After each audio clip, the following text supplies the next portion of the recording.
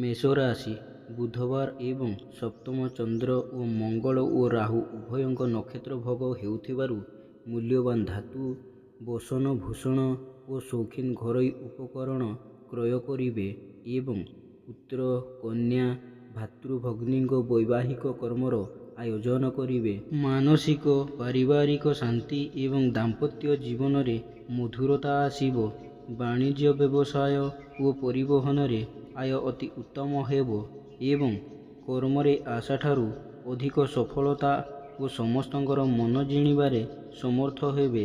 ଯେଉଁମାନଙ୍କର ଅଶ୍ୱିନୀ ଓ କୃତ୍ତିକା ମେଷ, ସେମାନେ ଉପକୃତ ହେବେ। ଆଜିର ଶୁଭ ରଙ୍ଗ ହେଉଛି ଲାଲ, ଶୁଭ ସଂଖ୍ୟା 11 ଏବଂ ଆଜି ଆପଣ ପ୍ରଭୁ ସ୍କନ୍ଦଙ୍କୁ ଆରାଧନା କରନ୍ତୁ। ବୃଷ ରାଶି ଷଷ୍ଠ ଚନ୍ଦ୍ର ଷଷ୍ଠୀ ତିଥି ଯୋଗୁଁ ମନରେ ପ୍ରସନ୍ନତା, ଶରୀରରେ ସୁସ୍ଥତା, ପରିବାରରେ ମିତ୍ରତା, ସମସ୍ତଙ୍କର ସହ ବନ୍ଧୁତା, ବଚନରେ ମଧୁରତା, ଚାଲିଚଳନରେ ସଂଯମତା, ଦାମ୍ପତ୍ୟ ଜୀବନରେ ମଧୁରତା ଏବଂ ସମସ୍ତ କର୍ମରେ ସ୍ୱଚ୍ଛଳତା ଓ ସମୟାନୁବର୍ତ୍ତିତା ଆପଣାଇବେ। ଶତ୍ରୁମାନେ ମିତ୍ରତାର ହାତ ବଢ଼ାଇବେ ଏବଂ ଆପଣଙ୍କ ବକ୍ତବ୍ୟରେ ସମ୍ମୋହନର ଶକ୍ତି ରହିବ।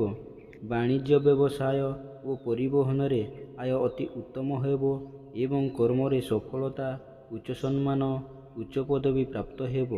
ଯେଉଁମାନଙ୍କର କୃତ୍ତିକା ଓ ମୃଗଶିରା ବୃଷ, ସେମାନେ ସୁଫଳ ପାଇବେ।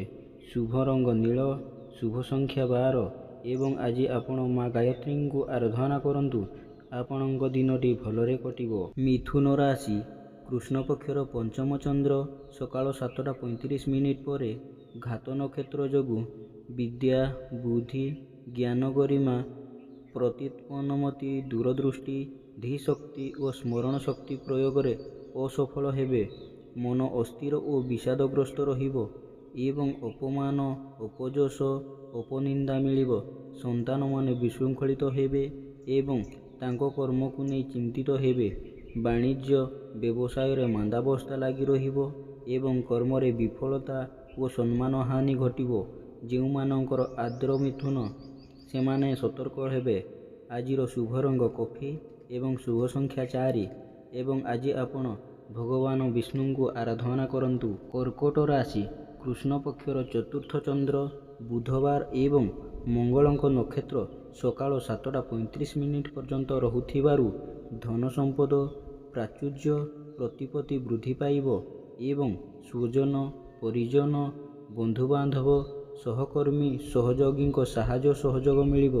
ମୂଲ୍ୟବାନ ଧାତୁ, ଭୂମି ଓ ଯାନବାହନ କ୍ରୟ କରିବେ ଏବଂ ହୃଦ୍ ଧନ ଫେରି ପାଇବେ। ପୁରାତନ ବିବାଦ, ଜମିଜମା ବିବାଦ, ମାଲି ମକଦ୍ଦମାରେ ବିଜୟ ହାସଲ କରିବେ। ବାଣିଜ୍ୟ ବ୍ୟବସାୟ ଓ ପରିବହନରେ ଆୟ ଅତି ଉତ୍ତମ ହେବ। କର୍ମରେ ସଫଳତା ଓ ପ୍ରମୋଶନ ମିଳିପାରେ। ଯେଉଁମାନଙ୍କର ପୁନର୍ବସୁ, ପୁଷ୍ୟ, କର୍କଟ, ସେମାନେ ଉପକୃତ ହେବେ। ଶୁଭ ରଙ୍ଗ ସିଲଭର, ଶୁଭ ସଂଖ୍ୟା 5 ଏବଂ ଆଜି ଆପଣ ମା ସମଲେଶ୍ୱରୀଙ୍କୁ ଆରାଧନା କରନ୍ତୁ। ସିଂହ ରାଶି ତୃତୀୟ ଚନ୍ଦ୍ର ଯୋଗୁଁ ମନରେ ଉତ୍ସାହ, ଉଦ୍ଦୀପନା, ପରିବାରରେ ସୁଖ ଶାନ୍ତି, ସ୍ୱଜନରେ ସୁସମ୍ପର୍କ ଏବଂ ଭାଇ ଭଉଣୀଙ୍କ ପ୍ରତି ସ୍ନେହ, ଶ୍ରଦ୍ଧା ଓ ଆନ୍ତରିକତା ଅଧିକ ରହିବ। ସୁଖବର, ସୁସମ୍ବାଦ ମିଳିବ ଏବଂ ସମସ୍ତ କର୍ମରେ ସୁଚିନ୍ତିତ ପଦକ୍ଷେପ ନେବେ। ବାଣିଜ୍ୟ ବ୍ୟବସାୟ ଓ ପରିବହନରେ ଆୟ ଅତି ଉତ୍ତମ ହେବ ଏବଂ କର୍ମରେ ସଫଳତା ଓ ସମସ୍ତ କର୍ମରେ ଆପଣଙ୍କର କର୍ମକୁଶଳତା ପ୍ରକାଶ ପାଇବ। ଯେଉଁମାନଙ୍କର ମଘା ଓ ଉତ୍ତରା ଫାଲ୍ଗୁନ ସିଂହ, ସେମାନେ ଉପକୃତ ହେବେ। ଆଜିର ଶୁଭ ରଙ୍ଗ ଧଳା ଏବଂ ଶୁଭ ସଂଖ୍ୟା 3 ଆଜି ଆପଣ ମା ମାତଙ୍ଗୀଙ୍କୁ ଆରାଧନା କରନ୍ତୁ। କନ୍ୟା ରାଶି କୃଷ୍ଣପକ୍ଷର ଦ୍ୱିତୀୟ ଚନ୍ଦ୍ର ଯୋଗୁଁ ମନରେ ଦୁଶ୍ଚିନ୍ତା, ଦୁର୍ଭାବନା ଓ ହତାଶ ଭାବ ପ୍ରକାଶ ପାଇବ ଏବଂ ଶାରୀରିକ ପୀଡ଼ା ଭୋଗିବେ। ମୂଲ୍ୟବାନ ପଦାର୍ଥ ନଷ୍ଟ କିମ୍ବା ହଜିଯାଇପାରେ ଏବଂ ଆର୍ଥିକ ଠକାମିରେ ପଡ଼ିପାରନ୍ତି। ଅନ୍ୟଠାରୁ ଆଣିଥିବା ଧନ ଫେରାଇବାରେ ଅସମର୍ଥ ହେବେ ଏବଂ ଅନ୍ୟକୁ ଦେଇଥିବା ଧନ ପାଇବାରେ ବିଫଳ ହେବେ। ମନରେ ବ୍ୟସ୍ତତା, ବ୍ୟଗ୍ରତା ବୃଦ୍ଧି ପାଇବ ଏବଂ ଧନକୁ ନେଇ ବିବାଦ ଓ ମାଲି ମକଦ୍ଦମାରେ ପଡ଼ିପାରନ୍ତି। ବାଣିଜ୍ୟ, ବ୍ୟବସାୟ ଓ ପରିବହନରେ କ୍ଷତି ଦେଖାଦେବ ଏବଂ କର୍ମରେ ବିଫଳତା ଓ ବାଧାବିଘ୍ନ ଲାଗି ରହିବ। ଯେଉଁମାନଙ୍କର ହସ୍ତା କନ୍ୟା, ସେମାନେ ସତର୍କ ହେବେ। ଆଜିର ଶୁଭ ରଙ୍ଗ ମେରୁନ୍, ଶୁଭ ସଂଖ୍ୟା 8 ଏବଂ ଆଜି ଆପଣ ମା ଷୋଡ଼ଶୀ ଦେବୀଙ୍କୁ ଆରାଧନା କରନ୍ତୁ। ତୁଳା ରାଶି ଶ୍ରୀଚନ୍ଦ୍ର ଯୋଗୁଁ ଧନ, ମାନ, ସମ୍ମାନ, ସ୍ୱଜନରେ ସୁସମ୍ପର୍କ, ଲକ୍ଷ୍ମୀଙ୍କ କୃପା ଓ ସୁଖାଦ୍ୟ ସୁବସନ ପ୍ରାପ୍ତି ହେବ।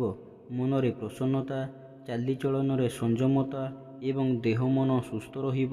ପୁତ୍ର, କନ୍ୟା, ଭାତୃ, ଭଗ୍ନୀଙ୍କ ବୈବାହିକ କର୍ମର ଆୟୋଜନ କରିବେ କିମ୍ବା ପରିବାର ସହ କୌଣସି ବୈବାହିକ କର୍ମରେ ଯୋଗ ଦେବେ। ବାଣିଜ୍ୟ, ବ୍ୟବସାୟ ଓ ପରିବହନରେ ଆୟ ଯାହା ହେଲେ ମଧ୍ୟ ମନରେ ଆତ୍ମସନ୍ତୋଷ ଏବଂ ଆତ୍ମତୃପ୍ତି ରହିବ ଏବଂ କର୍ମରେ ସଫଳତା, ସମ୍ମାନ ଶୀର୍ଷରେ ରହିବ। ଯେଉଁମାନଙ୍କର ଚିତ୍ରା ଓ ବିଶାଖା ତୁଳା ସେମାନେ ସୁଫଳ ପାଇବେ। ଆଜିର ଶୁଭ ରଙ୍ଗ ଚକୋଲେଟ୍, ଶୁଭ ସଂଖ୍ୟା 6 ଏବଂ ଆଜି ମା କମଳାଙ୍କୁ ଆରାଧନା କରନ୍ତୁ।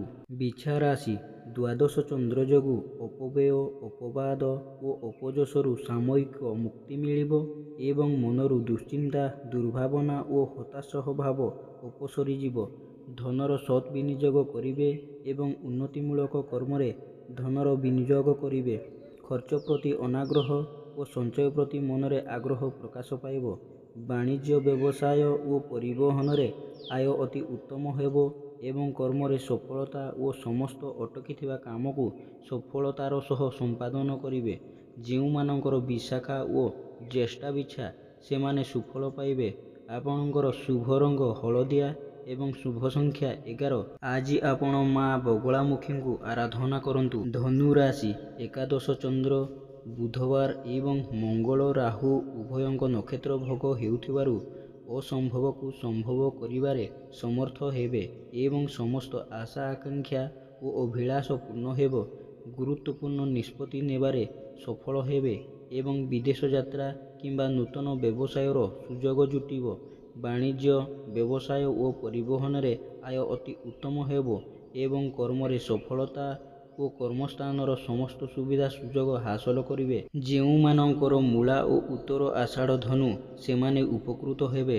ଆଜିର ଶୁଭ ରଙ୍ଗ ଲାଲ ଏବଂ ଶୁଭ ସଂଖ୍ୟା 2 ଏବଂ ଆଜି ଆପଣ ମା ତାରାଙ୍କୁ ଆରାଧନା କରନ୍ତୁ। ମକର ରାଶି ଘାତବାର ଓ ଦ୍ୱାଦଶ ଚନ୍ଦ୍ର ଯୋଗୁଁ ସମସ୍ତ କର୍ମରେ ଶୁଭ ଫଳ ମିଳିଲେ ମଧ୍ୟ ମନରେ ଆତ୍ମସନ୍ତୋଷ ମିଳିବ ନାହିଁ। କର୍ମ ପ୍ରତି ଏକାଗ୍ରତା ଓ ଆନ୍ତରିକତା ଅଧିକ ରହିବ ଏବଂ ନୂତନ କର୍ମର ଆରମ୍ଭ ସୁଯୋଗ ଜୁଟିବ। ବାଣିଜ୍ୟ, ବ୍ୟବସାୟ ଓ ପରିବହନରେ ଆୟ ମଧ୍ୟମ ହେବ ଏବଂ କର୍ମରେ ଆଶାଠାରୁ ଅଧିକ ସଫଳତା ଓ ସମସ୍ତ କର୍ମରେ ଆପଣଙ୍କର କର୍ମକୁଶଳତା, କାର୍ଯ୍ୟଦକ୍ଷତା ଓ ସମୟାନୁବର୍ତ୍ତିତା ପ୍ରକାଶ ପାଇବ। ଚଳଚଞ୍ଚଳ ଏବଂ କର୍ମତତ୍ପର ହେବେ ଏବଂ ଚାଲିଚଳନରେ ସଂଯମତା ଭାବ ପ୍ରକାଶ ପାଇବ। ଯେଉଁମାନଙ୍କର ଉତ୍ତର ଆଷାଢ଼ ଓ ଧନିଷ୍ଠା ମକର ସେମାନେ ସୁଫଳ ପାଇବେ। ଆଜିର ଶୁଭ ରଙ୍ଗ କଳା, ଶୁଭ ସଂଖ୍ୟା 6 ଏବଂ ଆଜି ଆପଣ ମା ଚଣ୍ଡୀଙ୍କୁ ଆରାଧନା କରନ୍ତୁ। କୁମ୍ଭ ରାଶି କୃଷ୍ଣପକ୍ଷର ନବମ ଚନ୍ଦ୍ର ଯୋଗୁଁ ମାନ ସମ୍ମାନ ହାନି, ମାନସିକ ଦୁଶ୍ଚିନ୍ତା, ପରିବାରରେ ମନୋମାଳିନ୍ୟ ଏବଂ ନିଜର ପ୍ରିୟ ବନ୍ଧୁ କିମ୍ବା ପୁରାତନ ବନ୍ଧୁଙ୍କ ସହ ବିବାଦ କିମ୍ବା ତାଙ୍କଠାରୁ ଅପମାନ ମିଳିପାରେ। ଉନ୍ନତିମୂଳକ କର୍ମରେ ପ୍ରତିବନ୍ଧକ ଓ ଧାର୍ମିକ କର୍ମରେ ବିଘ୍ନ ଦେଖାଦେବ। ମନ ଅସ୍ଥିର, ବିଷାଦଗ୍ରସ୍ତ ରହିବ ଏବଂ ଅପମାନ, ଅପଯଶ, ଅପନିନ୍ଦା ମିଳିବ। ବାଣିଜ୍ୟ, ବ୍ୟବସାୟରେ ମାନ୍ଦାବସ୍ଥା ଲାଗି ରହିବ ଏବଂ କର୍ମରେ ବିଫଳତା ଓ ପଦସ୍ଥ ଅଧିକାରୀଙ୍କ ରୋଷର ଶିକାର ହେବେ। ଯେଉଁମାନଙ୍କର ଶତଭିଷା କୁମ୍ଭ ସେମାନେ ସତର୍କ ହେବେ। ଆଜିର ଶୁଭ ରଙ୍ଗ ମାଟିଆ ଏବଂ ଶୁଭ ସଂଖ୍ୟା 11। ଆଜି ଆପଣ ମା ଭୈରବୀଙ୍କୁ ଆରାଧନା କରନ୍ତୁ। ଦିନଟି ଭଲରେ କଟିବ।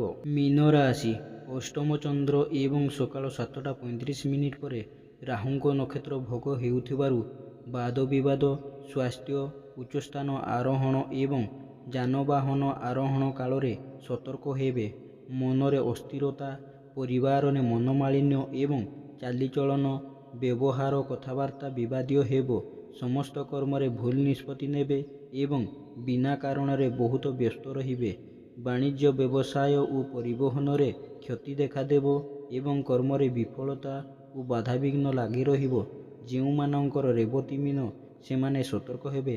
ଆଜିର ଶୁଭ ରଙ୍ଗ ଗୋଲାପୀ, ଶୁଭ ସଂଖ୍ୟା 9 ଏବଂ ଆଜି ଆପଣ ଶ୍ରୀ ଜଗନ୍ନାଥଙ୍କୁ ଆରାଧନା କରନ୍ତୁ। ଆପଣଙ୍କ ଦିନଟି ଭଲରେ କଟିବ।